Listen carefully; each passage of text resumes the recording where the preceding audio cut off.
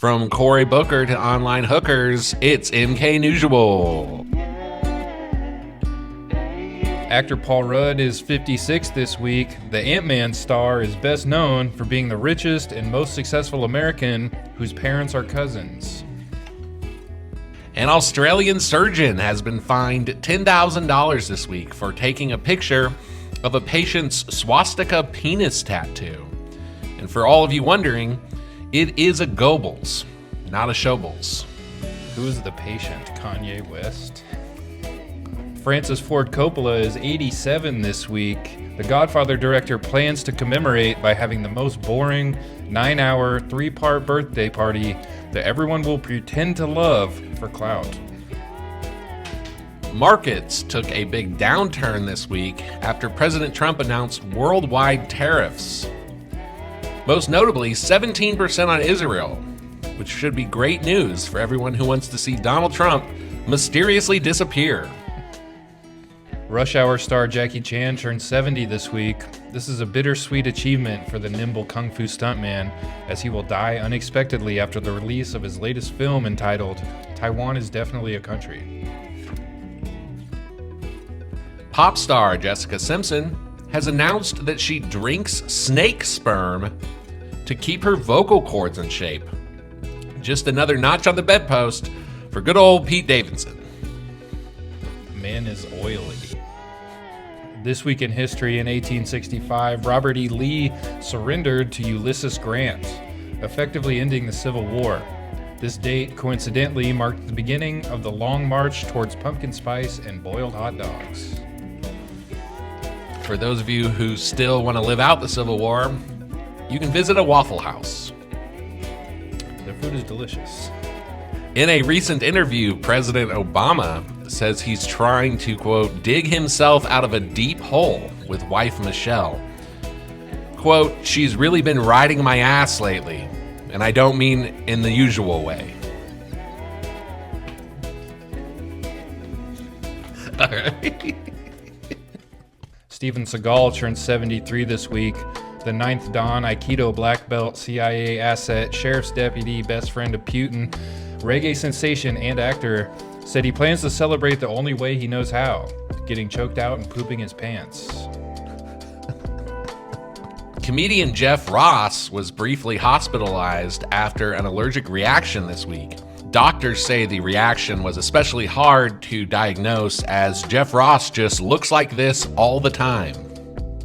This week in history, the RMS Titanic embarked on its maiden voyage from England to New York. Many influential people were aboard, including names like Astor, Guggenheim, and Strauss, among others. J.P. Morgan was quoted at the time as saying, "GG's, chat." An American tourist has been arrested for bringing a Diet Coke to a remote tribe on India's Forbidden Island. This is, of course, the 35th felony for President Donald Trump. Herbie Hancock, venerable jazz pianist, turns 85 this week. He said he plans to celebrate by going down to Madame Wong's massage parlor and slapping a Jackson down for a dirty Herbie. His name's Hancock. This week in history, 1921 marks the first live sporting event ever broadcast on radio. The event, the annual Mustache Twirling Invitational.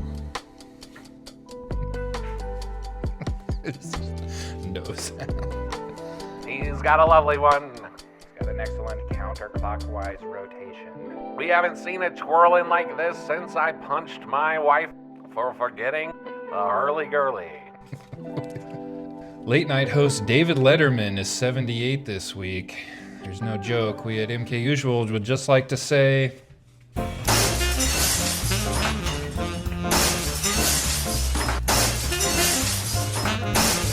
that's right, Nick.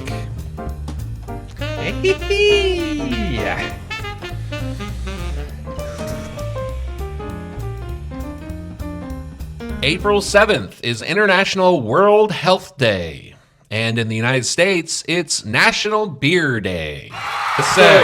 USA, USA. This Friday is World Parkinson's Day, raising awareness about Parkinson's disease. Here at MKUsual, we would just like to say, we know you're struggling, and we want to shake your hand. That's it. That was the one.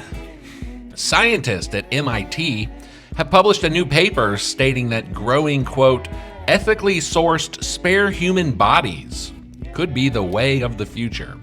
And I think I speak for us all when I say, fucking yikes. 2 men are suing OnlyFans after finding out they weren't actually paying to speak to the models. This is sure to cause a class action lawsuit from guys who think the stripper is in love with them. As it should. In more OnlyFans news, some unscrupulous creators have begun using AI and filters to fake having Down syndrome. This is sure to cause a class action from guys who think the Walmart greeter is in love with them. That's the show. Have a good one, folks.